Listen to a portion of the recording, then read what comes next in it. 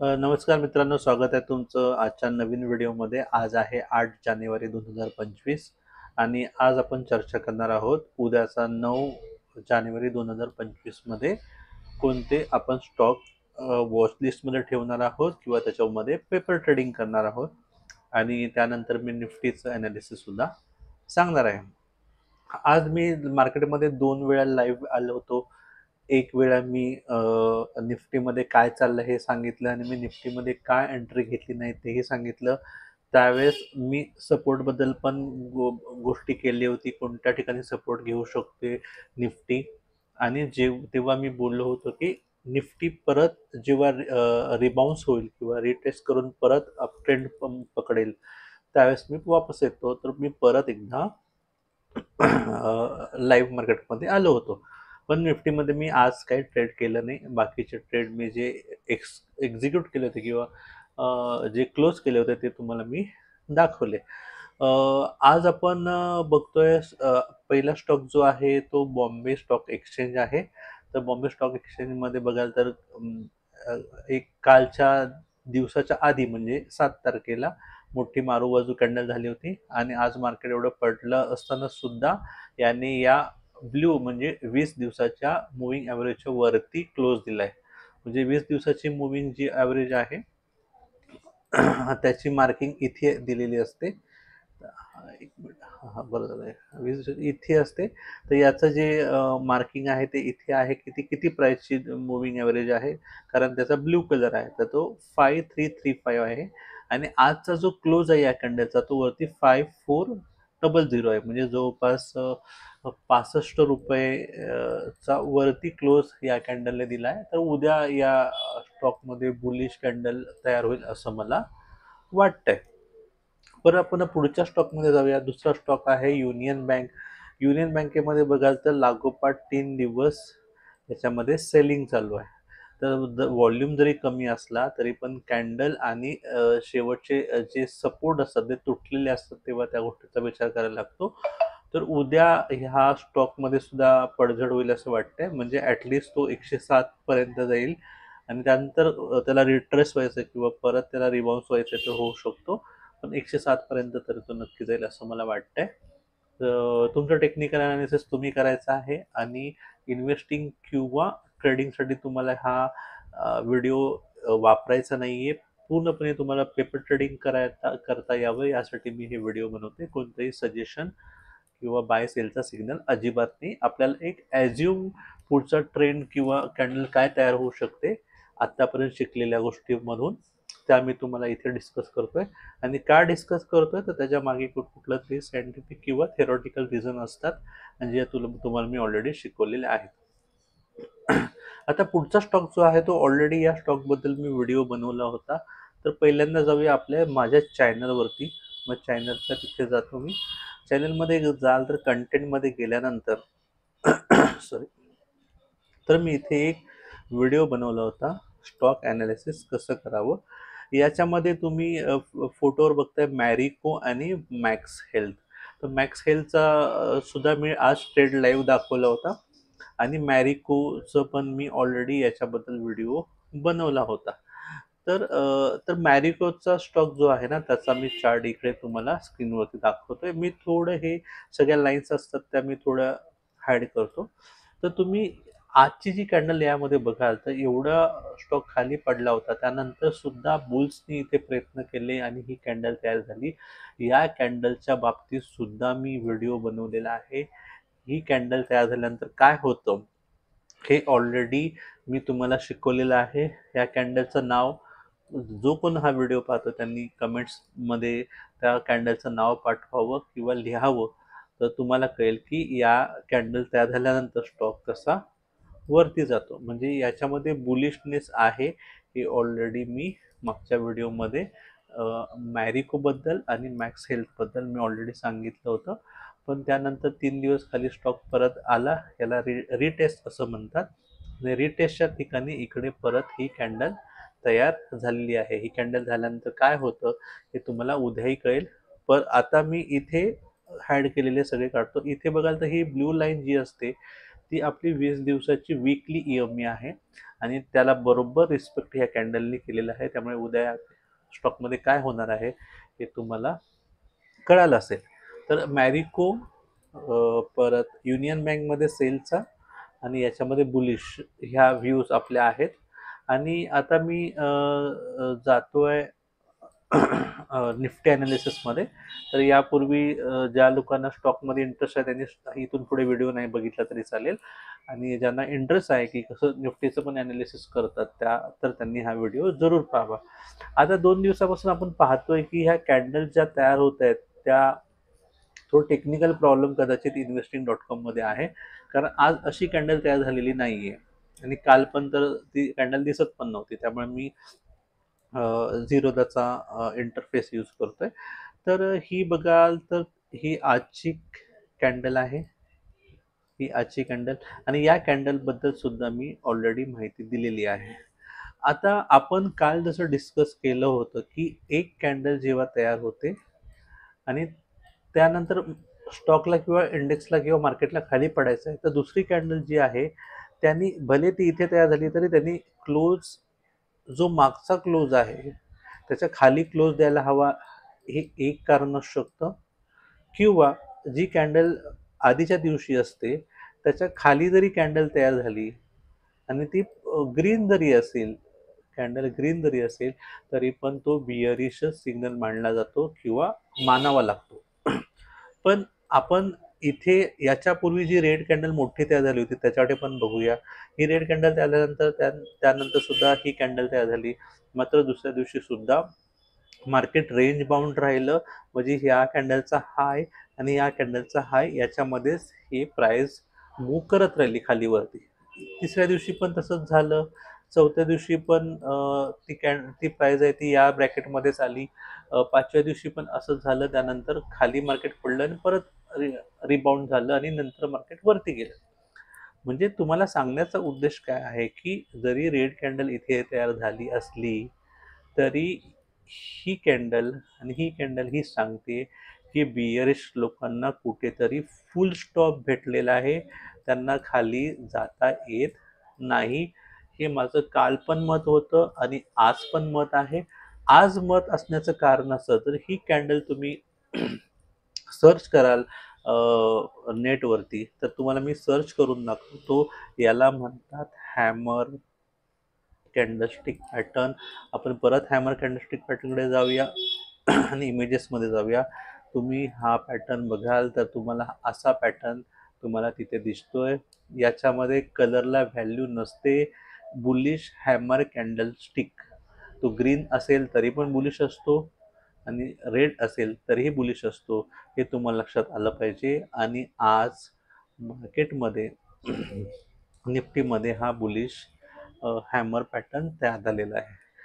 याचा कलरशी काही संबंध नसतो, हे सुद्धा मी व्हिडिओमध्ये ऑलरेडी सांगितलेलं आहे. मी वारंवार तुम्हाला सांगतो की जी माझी प्लेलिस्ट आहे त्याच्यामध्ये तुम्ही जाल तर टेक्निकल ॲनालिसिस बिगिनरचे 16 व्हिडिओ आणि टेक्निकल इंडिकेटरचे 3 व्हिडिओ, हे 19 व्हिडिओ फक्त तुम्ही बघितलं तरी पण मी आता जे काय बोलतोय ते तुम्हाला 100% सगळंच्या सगळं समजणार आहे.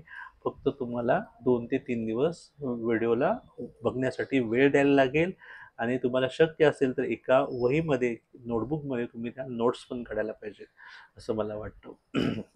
आता हे असं ही तयार झाली गोष्ट. आणि आपण सहसा करून आज हे पण बघितलं लाईव्ह स्ट्रीमिंगमध्ये की निफ्टीमध्ये वेटेज कोणाचं जास्त आहे. तर निफ्टीमध्ये HDFC बँक, परत ICICI बँक, परत रिलायन्स, परत ITC आणि इन्फोसिस म्हणजे इन्फी, या टॉप 5 स्टॉकचं जे पर्सेंटेज आहे ते जास्त आहे. HDFC आणि ICICIचं मिळून 20% आय थिंक त्यांचं आहे वेटेज, आणि रिलायन्सचं जवळपास 7.77% वेटेज आहे. त्यामुळे हे जे पहिले 3 स्टॉक आहेत त्याच्यामध्ये कुठेतरी मुवमेंट व्हावी लागते तरच एवढा बुलिशनेस येतो. आज मार्केटमध्ये बघितलं तर HDFC डाऊन होता, ICICI सुद्धा डाऊन होता, मात्र रिलायन्स अप होता किंवा इन्फी सुद्धा आय थिंक अप होता. त्यामुळेच ह्या 2 अपमुळेच ह्या कॅन्डलमध्ये एवढे बदल घडू शकले. बाकी स्टॉक पण सपोर्टिव्ह असतात, असं नाही म्हणत की सपोर्टिव्ह नाही आहेत, पण मेजॉरिटी ऑफ कॉन्ट्रीब्युशन या स्टॉकचं मला वाटतंय. आता तुम्हाला हे कळालं की कॅन्डल स्टिक पॅटर्न जो आहे, कॅन्डल स्टिक पॅटर्न, तर आपल्याला हे सांगतो की उद्या बुलिशनेस येणार आहे. मला या कॅन्डल वरपर्यंत वाटत होतं बुलिशनेस येणार आहे, पण मार्केट एवढं पडून सुद्धा रिबाउंड झालं किंवा परत वरती आलं असं म्हणू शकू. आता आपण ओपन इंटरेस्टचा डेटा बघूया. ओपन इंटरेस्टमध्ये बघाल तर भरपूर प्रमाणामध्ये कॉल रायटिंग होतीये 23,700च्या लेवलला. तुम्ही आजचं क्लोजिंग बघाल तर बघा 23,675, म्हणजे 700 पेक्षा 25 पॉईंटनी फक्त निफ्टी खाली आहे आणि 703 टच केलं होतं आज पण शेवटच्या एकाच तासामध्ये. पण तरी मार्क 700च्या ज्या पुट कॉल रायटर्सनी, या ज्या 700च्या कॉल रायटर्स आहे, जवळपास 81.34 लाख कॉल रायटर्सच्या ओपन इंटरेस्ट आहे, त्यांनी मार्केटला 700च्या खाली क्लोज केलं.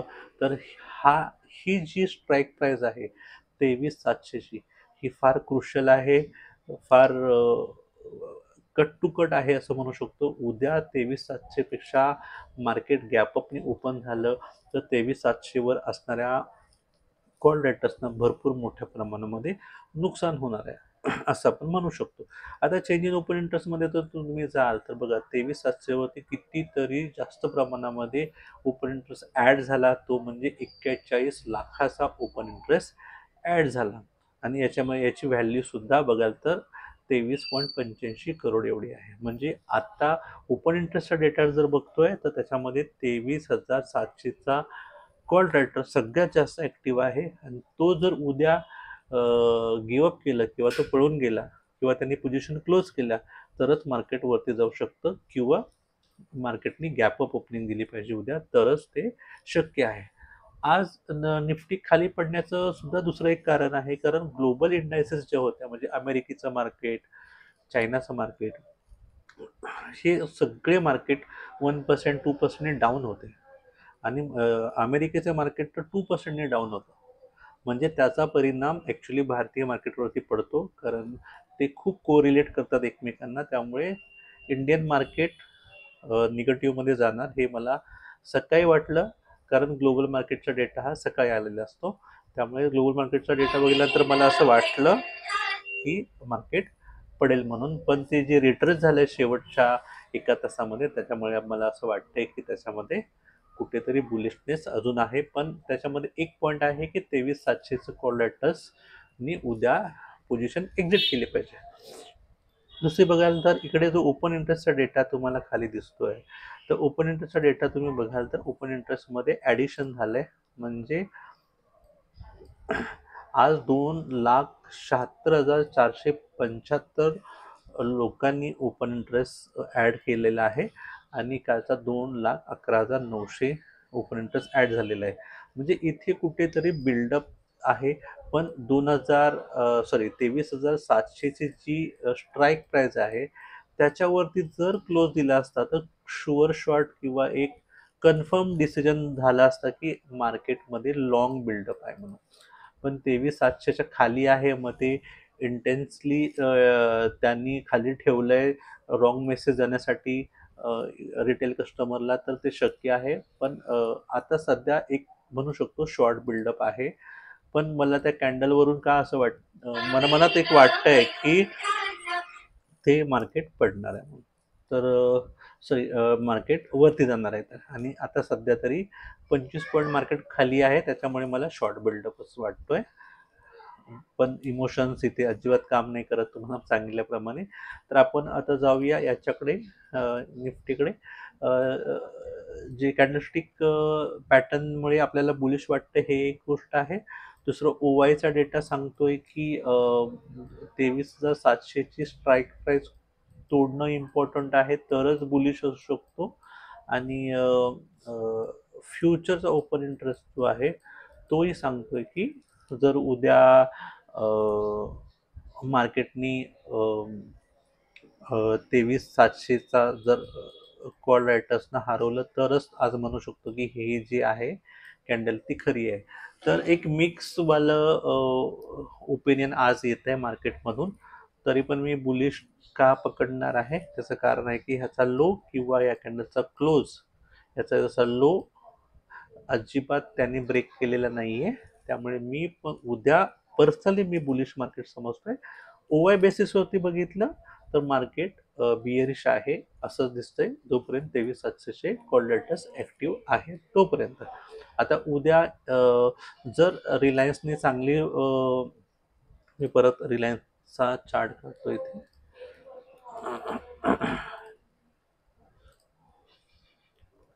रिलायन्सनी छान एक मोठं व्हॉल्यूम आणि चांगली कॅन्डल दिली आहे. उद्या जर रिलायन्सनी परत एखादी बुलिश कॅन्डल उद्या दाखवली इथे इथे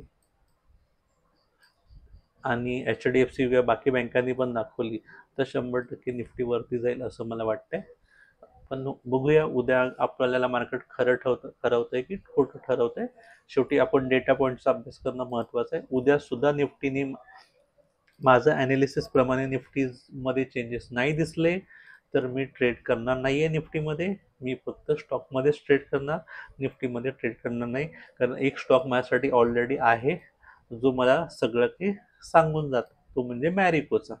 हे तुम्हाला पण मगाशी मी समजावून सांगितलं. मॅरिको आणि BSE हे दोन स्टॉक मला बऱ्यापैकी सगळ्या गोष्टी सांगून जात आहेत. त्यामुळे मग मी उद्या सहसा याच्यामध्ये ट्रेड करू शकतो किंवा एक लाईव्ह मार्केटमध्ये कधी कधी मला सिग्नल्स मिळतात, तर तो मला वेळ असेल तर नक्की मी लाईव्ह मार्केटमध्ये येऊन त्या गोष्टी तुम्हाला मी दाखवेन.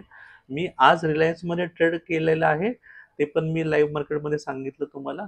त्याचा उद्या पोझिशन क्लोज करताना किंवा क्लोज झाल्यावर मी तुम्हाला दाखवेनच की मी पोझिशन कधी क्लोज केली, का मी रिलायन्समध्ये एंट्री केली, आणि मी उद्या समजा क्लोज करणार असेल तर कधी क्लोज केलं आणि का केलं, हे सगळं मी तुम्हाला कारण सांगणार आहे. म्हणजे तुम्हाला कळेल की आपण कुठली पण गोष्ट करताना नियम पाळणं किती महत्वाचं आहे. लॉस झाला तरी पण नियम पाळायचा आणि प्रॉफिट झालं तरी पण नियम पाळूनच एक्झिट व्हायचं, हे पण तुम्हाला लक्षात आलं पाहिजे. तुम्हाला माझे व्हिडिओ आवडत असतील तर नक्की लाईक करा आणि शक्य तेवढं हे प्लेलिस्टमधले व्हिडिओ बघा, मित्रांना पाठवा, सजेस्ट करा आणि कमेंट्स करायला विसरू नका. कारण तुम्ही कमेंट्स करत नाही याचा अर्थ तुम्ही अभ्यास करत नाही. शंका कोणाला येते? जो अभ्यास करतो त्याला शंका येते. त्यामुळे शंका कमेंट्स बॉक्समध्ये तुम्ही कमेंट करत जा, मी तुम्हाला नक्की उत्तर देईन किंवा त्याच्यावरती डेडिकेटेड व्हिडिओ सुद्धा बनवू शकतो. थँक्यू, धन्यवाद. Happy trading.